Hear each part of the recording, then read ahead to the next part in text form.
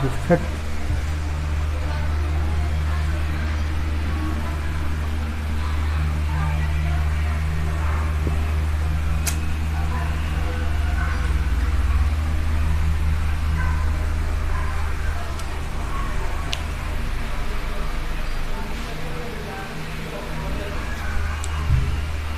Friends, good evening. आप सभी दोस्तों का नॉलेज बैंक रेजिडेंस चैनल में स्वागत है।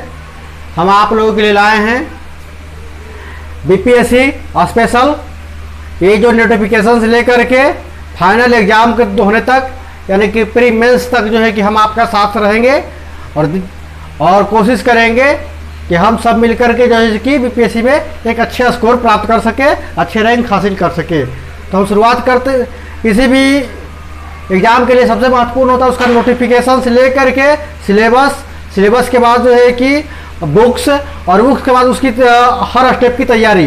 तो हम देखते हैं बीपीएससी को कैसे क्लियर किया जा सकता है और करने का जो कि मेन पैटर्न क्या है। तो सबसे पहले हमने आपको दो नोटिफिकेशन, पहला वीडियो जारी कर दिया है नोटिफिकेशन का अंदर हमने सब कुछ बता दिया है कि कब से पेपर जो है कि फॉर्म भरी जा रही है 30/9 से, और कब तक भरी जाएगी 5/11 तक। ठीक है। उसके बाद जो प्री का पेपर होगा वो प्री पेपर होगा 12 जो है कि दिसंबर को। तो हम अब शुरू करते हैं। उसके बाद हमने एक और दूसरा वीडियो जारी किया था, उसके अंतर्गत हमने बताया था 63वीं 64वीं 65वीं 66वीं ये तीनों में जो है कि प्रीलिम्स में क्या जो है कि सब्जेक्ट वाइज जो है कि कंडीशन थे, यानी किस टाइप के जो है कि क्वेश्चन किस सब्जेक्ट से ज़्यादा पूछे जाते हैं। और हम बात करते हैं सबसे महत्वपूर्ण किसी भी एग्जाम की रीड सिलेबस की। तो अगर हम सिलेबस की बात करें तो बीपीएससी जो 3 स्तरीय एग्जाम होता है, ये एग्जाम जो है कि 3 स्तरीय होता है। पहला होता है प्रीलिम्स,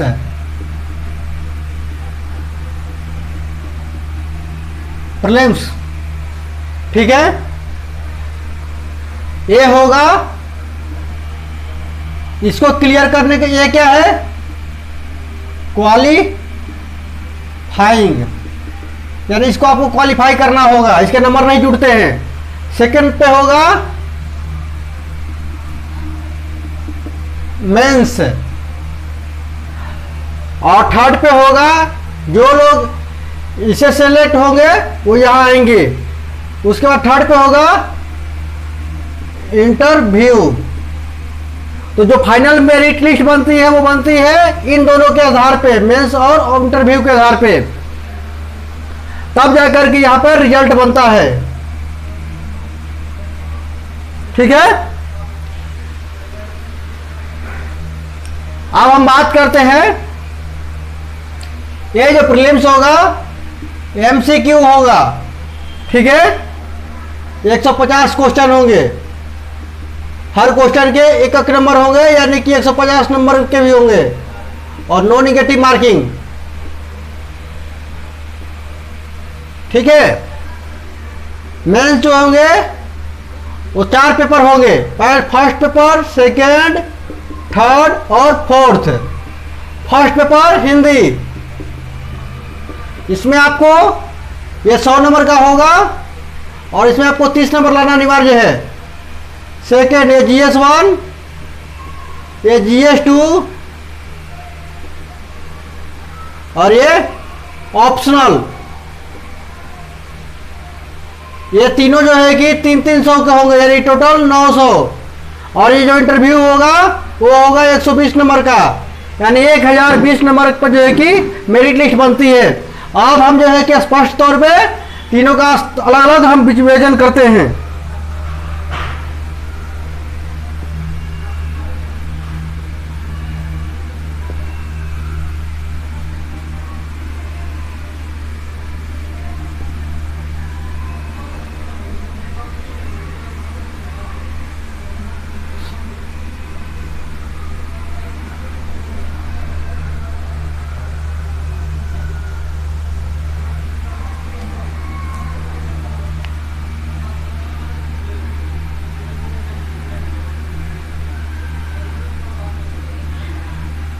प्रीलिम्स की बात करते हैं पहले। प्रीलिम्स जो है कि इसकी नेचर को समझते हैं। ये है भैया एमसीक्यू आधारित है, एमसीक्यू इसका नेचर है। 150 क्वेश्चन होंगे। प्रश्न कितने आएंगे टोटल? कुल प्रश्न होंगे 150। कुल नंबर जो होंगे 150। और तीसरा नॉन निगेटिव मार्किंग। लेकिन खास बात यह कि एमसीक्यू में जो है कि ऑप्शन होंगे 5। आपने अभी तक जितने एग्जाम देखे हैं सब में जो है कि ऑप्शन होते हैं 4, लेकिन बीपीएससी कितने ऑप्शन देते हैं? 5 देती है। ये जो है कि बीपीएससी का अपना एक स्पेशल फंडा है, ठीक है।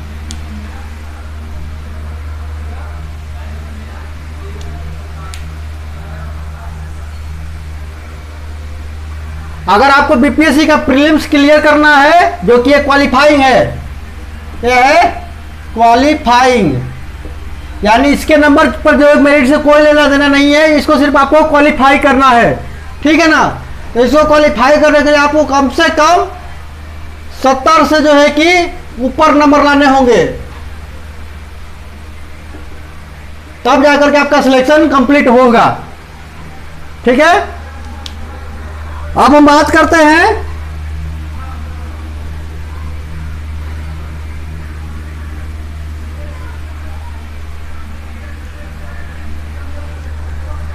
दूसरे स्तर की।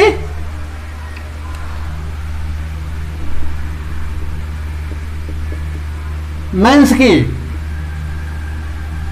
अगर हम मेंस की बात करें तो ये जो है कि 900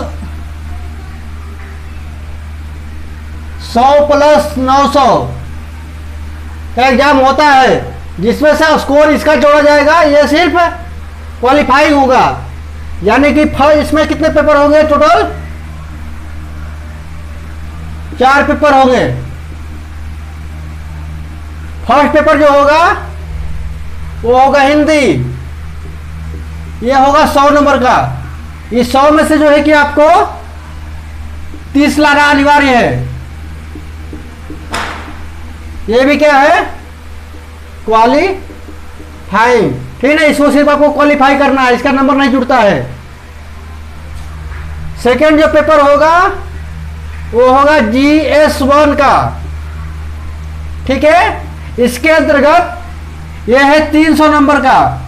ये मल्टीपल को जो है नहीं होकर के ये क्या है? लिखने वाला है, यानी डिस्क्रिप्टिव है।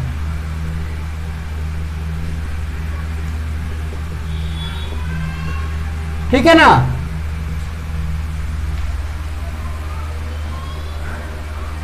तो GS1 300 नंबर का होगा। इसके अंतर्गत इतिहास और जो है कि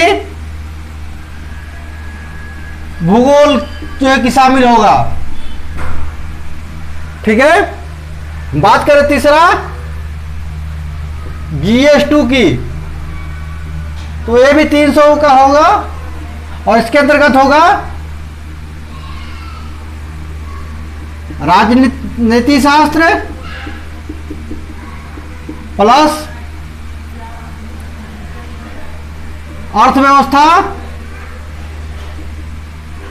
और विज्ञान एवं तकनीक, ठीक है। ये तीनों जो है कि 300 नंबर के होंगे, ये दोनों जो 300 नंबर के होंगे। और तीसरा जो पेपर हो, चौथा पेपर जो होगा वो हो गया ऑप्शनल, इसको कहते हैं ऐच्छिक।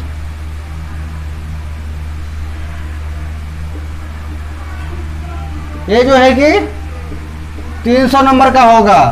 ये आपके ऊपर है। ये टोटल जो है कि यूपीएससी ने 33 सब्जेक्टों का जो है कि दिया है ऑप्शनल के लिए। आप उनमें से कोई भी एक सब्जेक्ट जो है कि चुन सकते हैं।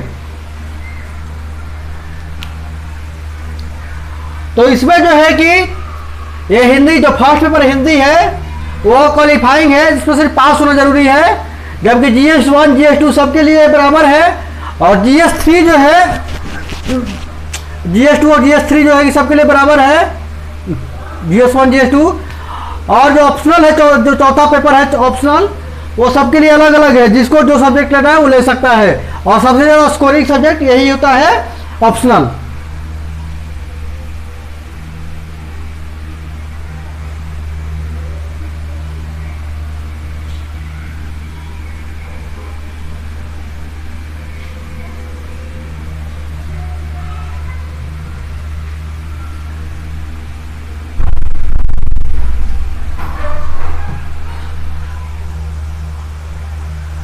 अब हम बात करते हैं इसके लास्ट स्टेप, इंटरव्यू की। तो इंटरव्यू जो है कि कुल मिलाकर के व्यक्तित्व का परीक्षा नहीं है, ठीक है ना। ये टोटल जो है कि 120 नंबर के होंगे, और इस 120 में से जो जितना लाएगा उसके आधार पर, और मेंस का जो रिकॉर्ड होगा, मेंस का स्कोर प्लस जो है कि इंटरव्यू का स्कोर जो यानी कि 1900 प्लस जो है कि 120 यानी कि 1020 के आधार पर जो है कि रिजल्ट बनती है, और उन्हीं को जो है कि सिलेक्शन होगा। अगर हम बात करें इनकी सिलेक्शन प्रोसेस क्या है, कैसे सिलेक्शन होती है, शुरुआत होती है,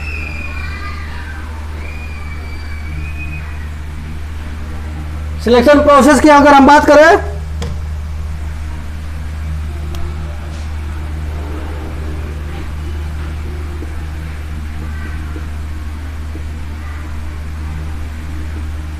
तो कुछ इस तरीके का फंडा अपनाया जाता है। चाहे जितने बच्चों ने भी फॉर्म भरे हो, चाहे जितने बच्चों ने, परीक्षार्थियों ने फॉर्म भरे हो, जनरली मान के चलिए अगर 5 लाख बच्चों ने फॉर्म भरे हो, कहीं जहां सैकड़ा, हजार, 10,000, लाख, ये हमारे हो गए परीक्षार्थी। मान के चला ये परीक्षार्थी, ठीक है ना।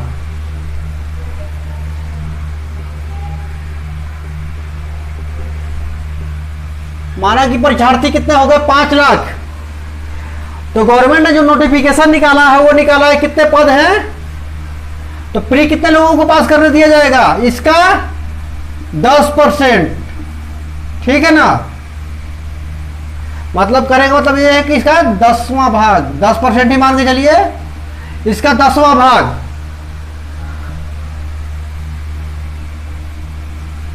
अब इसमें से क्या है, हमको नोटिफिकेशन में कितना पद कितने हैं, 555। तो 555 का जो है कि कितना, 10 गुना, इसका जो है कि इंटू 10। तो प्री में कितने सिलेक्ट होंगे,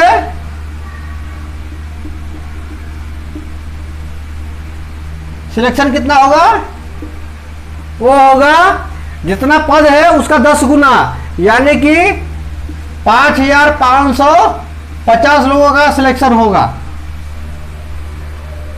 ठीक है ना। यानी ये जो लोग होंगे वो बैठेंगे मेंस में, ठीक है। अब इसमें से जो मेंस में बैठे 5550, तो इसमें से जो सिलेक्ट होंगे उसका 1/3 आएंगे, बैठेंगे इंटरव्यू में, ठीक है ना। ये प्रोसेस जो है कि अपनाया जाता है बीपीएससी के सिलेक्शन के लिए। अब हम बात करते हैं प्री और मेंस का सिलेबस की।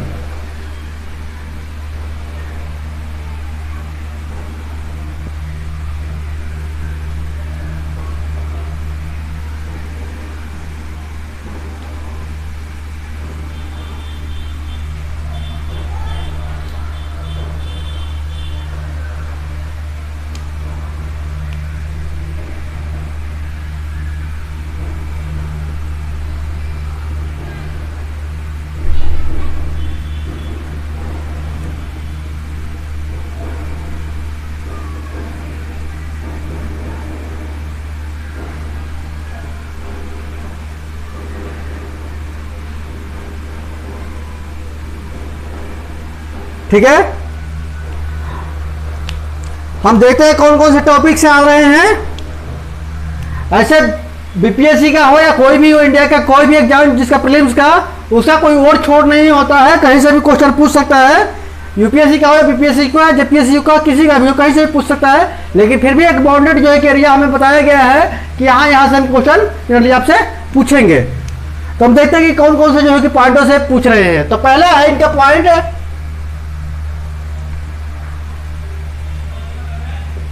सामान्य विज्ञान एवं प्रौद्योगिकी, ठीक है ना। तो सामान्य विज्ञान एवं प्रौद्योगिकी की अगर हम बात करें तो इसके अंतर्गत आ जाएगा क्या, 4 सब्जेक्ट, भौतिकी, रसायन, जीव विज्ञान और इसके अंतर्गत ही एक और जो है कि प्रौद्योगिकी से संबंधित जो है कि कोई भी एक बुक जो अभी करेंट में जो है कि टेक्नोलॉजी चल रही है उसके जो है कि अवेयर रहने के लिए। इसके अंतर्गत क्या क्या आ सकते हैं, जो भी नई तकनीक है, मिसाइल, उपग्रह, ठीक है ना, सूचना प्रौद्योगिकी से रिलेटेड,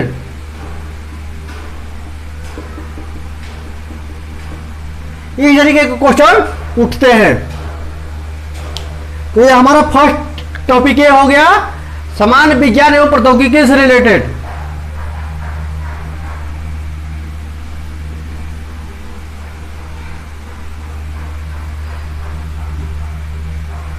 इसके बाद जो दूसरा टॉपिक है वो है भारत का विकास। तो ये सीधा सीधी पूछा है भारत का विकास, यानी कि भारत का विकास मतलब आर्थिक विकास। ये कुल मिलाकर के भारत का आर्थिक विकास की बात कर रहा है। तो इसके अंतर्गत जो है कि आपको क्या क्या करना पड़ेगा, आर्थिक जो है कि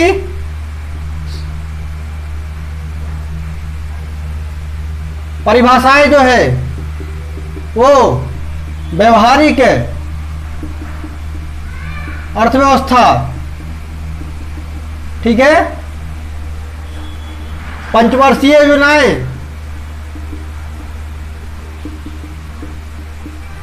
बजट, ठीक है, ये सब जो है कि शामिल है भारत के विकास में। भारत का विकास इससे बेसिकली जो है कि देश की आजादी के बाद का जो है कि विकास की बात होती है। तो यहां से जो है कि क्वेश्चन जो है कि पुटअप किए जाएंगे।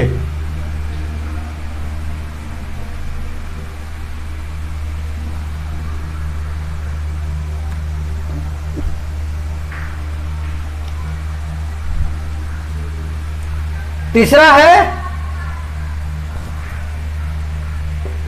राष्ट्रीय एवं अंतर्राष्ट्रीय महत्व की घटनाएं, यानी कि इसके अंतर्गत जो देश में घटनाएं घट रही है वो हो सकती है देश या अंतर्राष्ट्रीय स्तर पे, वो हो सकती है राजनीतिक, आर्थिक, सांस्कृतिक, प्राकृतिक, ठीक है ना, और वैज्ञानिक, यानी इस तरह की कोई भी जो घटनाएं घट रही है, नई खोज हो रही है, राजनीति में उथल पुथल हो रही है, ठीक है ना, सांस्कृतिक कार्यक्रम, संस्कृति कुछ हो रहा है, प्रकृति में घट रही है, तो इस तरीके की घटनाएं भी जो है कि इसमें सम्मिलित होंगी। इसके अलावा संस्कृति के तरह एक और जो है कि खास तौर पर ध्यान देना है खेलकूद, ठीक है ना। तो ये जो है कि शामिल हो गए इसके अंतर्गत।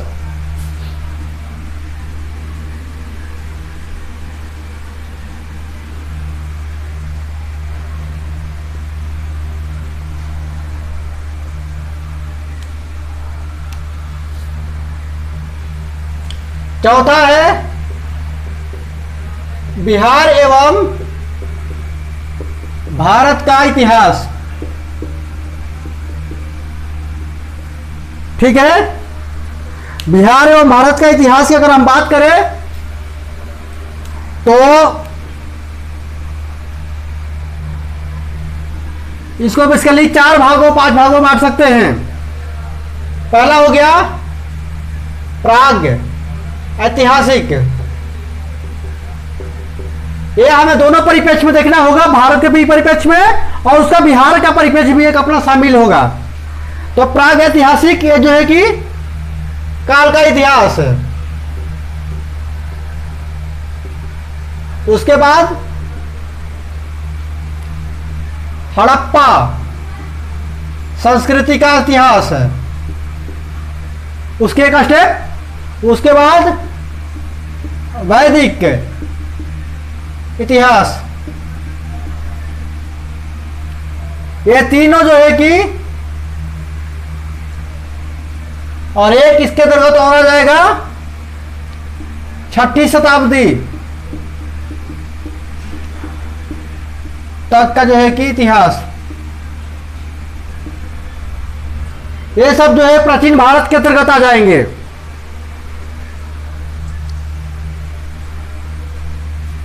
इसके अलावा मध्यकालीन भारत का इतिहास, मध्यकालीन भारत और जो है कि बिहार का इतिहास। उसी प्रकार से तीसरा आधुनिक भारत का इतिहास। ठीक है, अगर हम मध्यकालीन भारत के इतिहास को देखें तो 2 भाग में बांटेंगे इसको। राजपूताना मुगल या मुस्लिम जो कह सकते हैं, इसके अंदर भी 2 होंगे,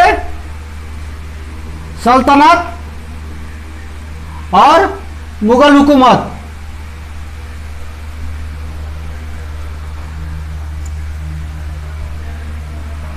अगर हम आधुनिक भारत की बात करते हैं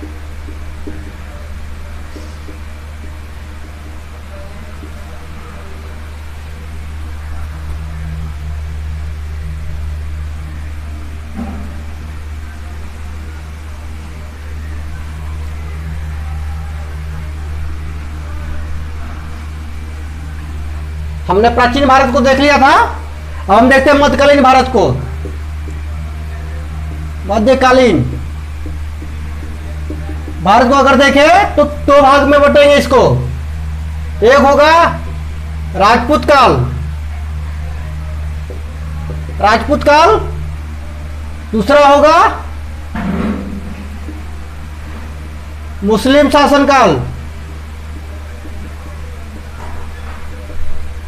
इसमें भी 2 भाग हो गए, सल्तनत काल और दूसरा होगा मुगल काल। ठीक है, तो यहां से जो है कि उनके शासन व्यवस्था कैसी थी, उनके जो है कला संस्कृति का विकास क्या हुआ, उन्होंने कौन कौन सी लड़ाइयां लड़ी, इस तरीके से जो है कि यहां से क्वेश्चन पुट अप होंगे।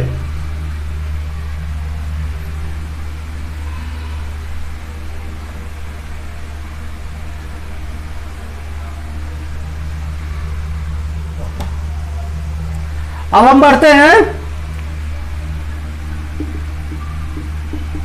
आधुनिक इतिहास की तरफ। इसके अंतर्गत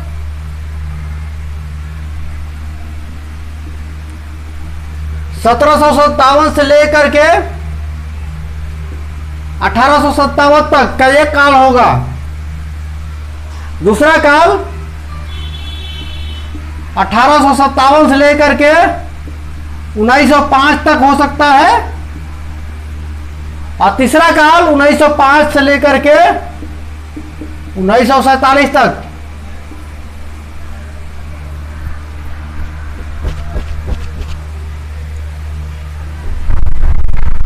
कुछ लोग इसे जो है कि 1757 के बजाय 1707 ही मानते हैं, क्योंकि कुछ लोग 1707 मानते हैं, कुछ 1757 ही मानते हैं। तो अलग अलग कंडीशन है, लेकिन 1857 तक जो है कि एक परिसीमा बनती है। और उसके बाद जो है कि वर्तमान आ जाती है। इसको 3 कालखंडों में बांट सकते हैं। ये होगा मुगलिया हुकूमत का जो है कि पतन का काल, और ये होगा भारतीय क्रांति का उदय का काल। इसको करके है मुगल सल्तनत का पतन और अंग्रेजों का उत्थान। इसमें क्या है, आंदोलन का काल, और इसको कहेंगे गांधी युग। इस तरीके से जो है कि इतिहास को कालखंडों में बांट करके, और इन सबसे जो है कि अलग अलग सबसे ज्यादा जो करंट क्वेश्चन आएंगे वो आएंगे 1905 से लेकर के 1947 तक। इसके लिए जो है कि हम आपको स्पेशल बताएंगे कि कौन से सब्जेक्ट के टाइम के लिए कौन से जो है कि बुक पढ़नी चाहिए।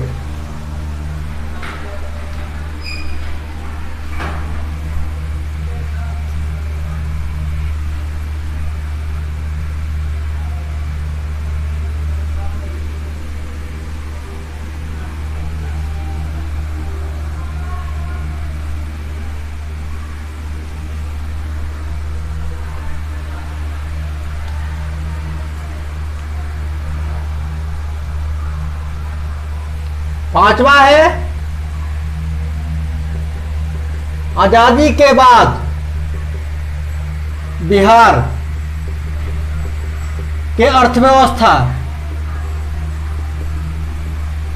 में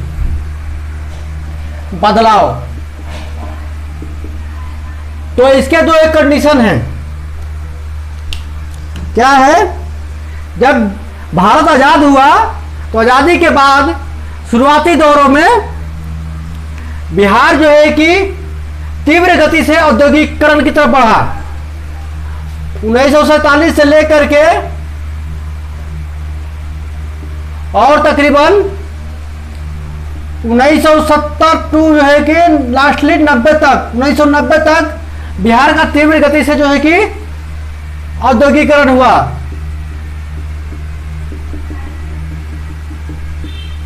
इसके अंतर्गत चीनी मिल, दूसरा जूट उद्योग, तीसरा लोहा इस्पात, चौथा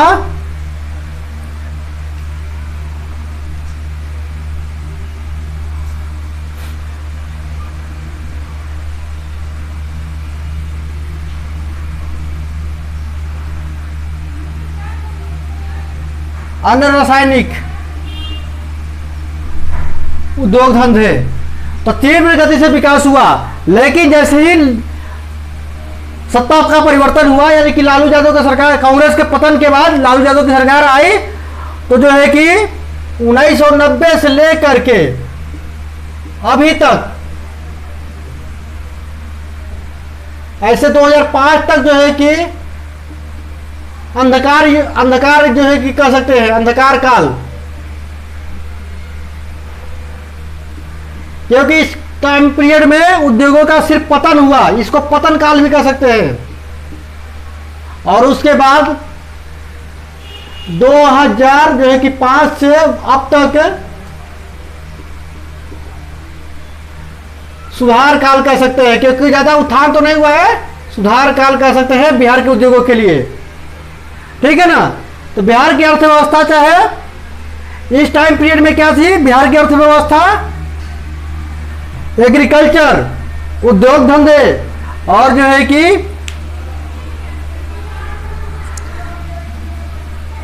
तीसरा जो सेक्टर है हमारा सेवा क्षेत्र, उसमें भी विकास किया था। इस काल में उद्योगों की ऐसी की तैसी हो गई, सारे उद्योग बंद होने लगे, और जो है कि संचार में भी कोई खास प्रगति नहीं हुई, तो अंधकार रहा। जब नीतीश कुमार की सरकार आई 2005 से, तो संचार के क्षेत्र में जो है कि विकास हुआ, ठीक है ना, यानी टर्सरी में जो है कि सुधार हुआ, बाकी सेकेंडरी और प्राइमरी तो अभी भी पुराने हालात में ही हैं।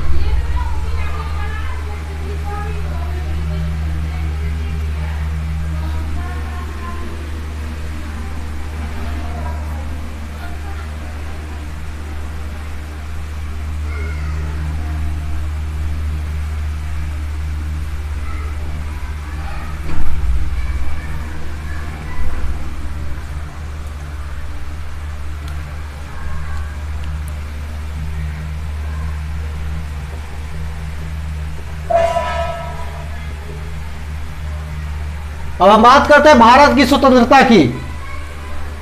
तो भारत की स्वतंत्रता के अंतर्गत हम इसमें क्या करेंगे, 1857 से लेकर के, विशेष तौर पे 1857 से लेकर के 1905, और दूसरा जो है ग्रुप बनेगा, इसे 3 ग्रुप इसके अंतर्गत आते हैं। पहला ग्रुप है 1757 से लेकर के जो है कि 1857 तक, ये जो है कि सशस्त्र विद्रोह का काल था।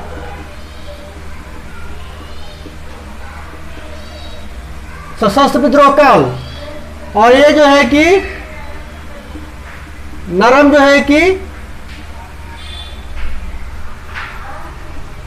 नरम या जो है कि संगठन का जो है कार्य था इसके अंतर्गत, ठीक है ना। इसके अंतर्गत राष्ट्रीयता का उदय होता है। और तीसरा जो टाइम पीरियड था 1905 से लेकर के 1947 तक, गांधी युग, ठीक है ना। तो अलग अलग करके जो है कि हम इसका अध्ययन करेंगे।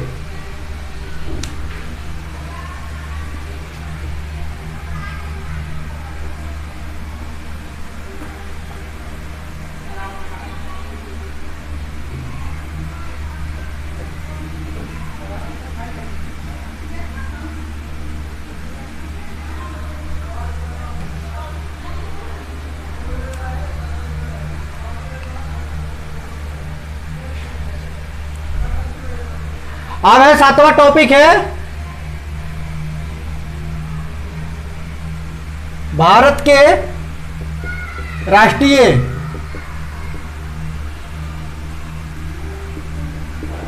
आंदोलन में जो है कि भारत के राष्ट्रीय आंदोलन में बिहार की भूमिका। इसके अंतर्गत हम भारत में जो जितने भी घटनाएं हुए उनमें जो है कि जिन बिहार के लोगों का योगदान रहा, चाहे वो बाबू वीर कुंवर सिंह रहे,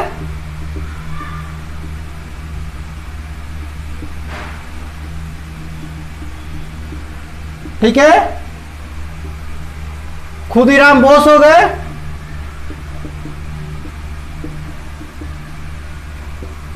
और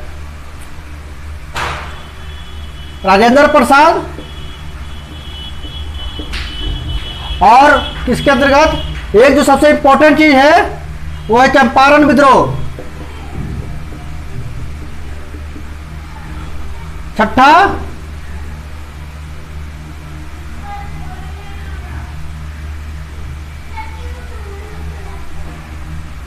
बिरसा मुंडा आंदोलन। सातवां संस्थाल आंदोलन। हम बात करते हैं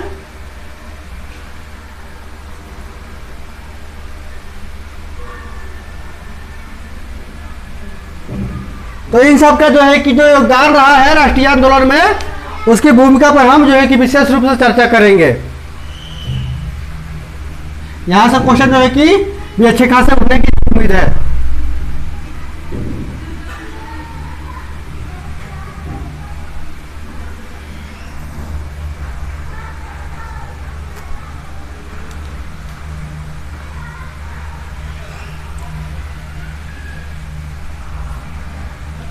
8वां जो टॉपिक है वो है रीजनिंग का।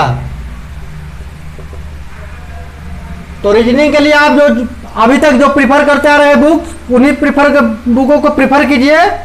ऐसे इसके लिए क्या है, ये 10 जनरली रेलवे का जो लेवल होता है, मैं 10वीं 12वीं का जो लेवल होता है उसी लेवल पे पूछेंगे। 10th to 12th लेवल तक का रीजनिंग रहेगा, ज्यादा हार्ड नहीं रहेगा।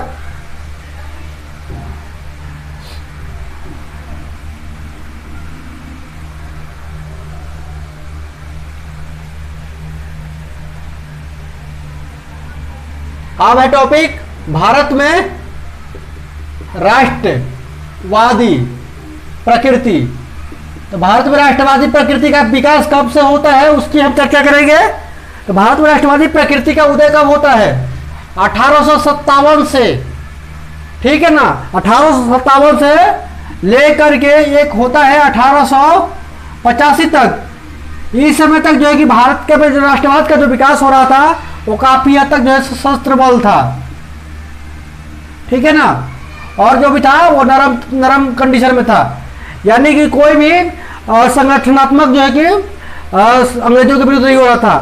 1885 से लेकर के जो है कि 1905 तक ये नरम दल जो है नीति थी, जो कांग्रेस की स्थापना के बाद उदय हुआ था।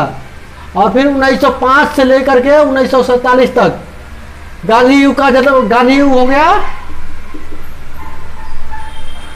तो इस तरीके से अलग अलग कालखंड में बांट करके इन पर जो है कि हम क्वेश्चन का विवेचना करेंगे, क्योंकि आधुनिक भारत के क्वेश्चन जो है कि सबसे ज्यादा पूछे जाते हैं।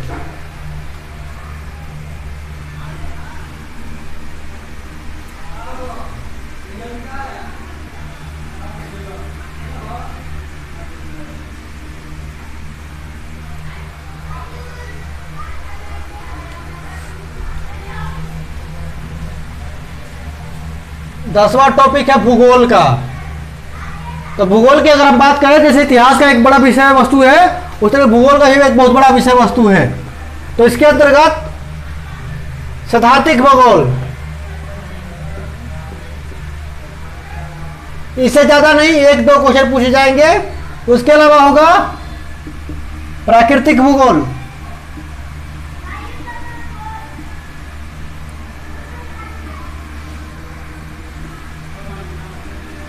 भारत का भूगोल,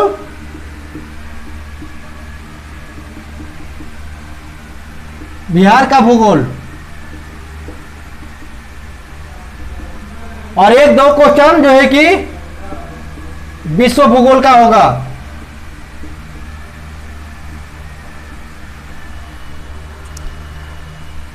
तो इसके लिए एनसीईआरटी काफी है।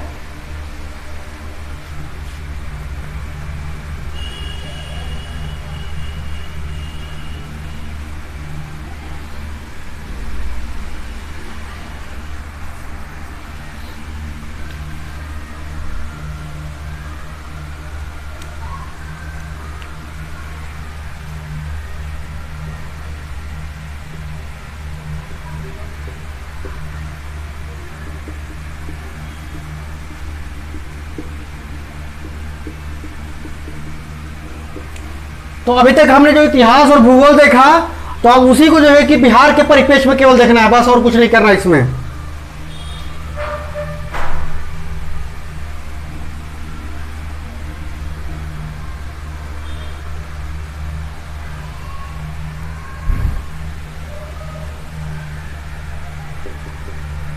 भारत के राष्ट्रवादी आंदोलन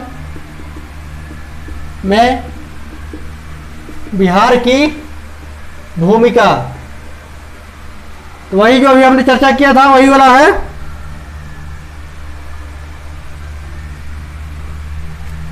और 14वां टॉपिक जो है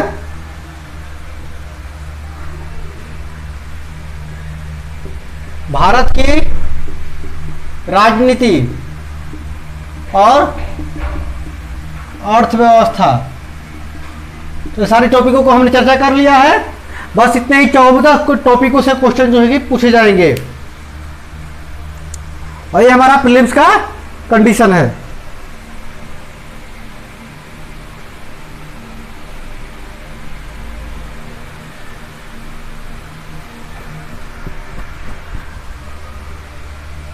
अब हम मेंस के सिलेबस की चर्चा जो है कि अगले वीडियो में करेंगे, ठीक है।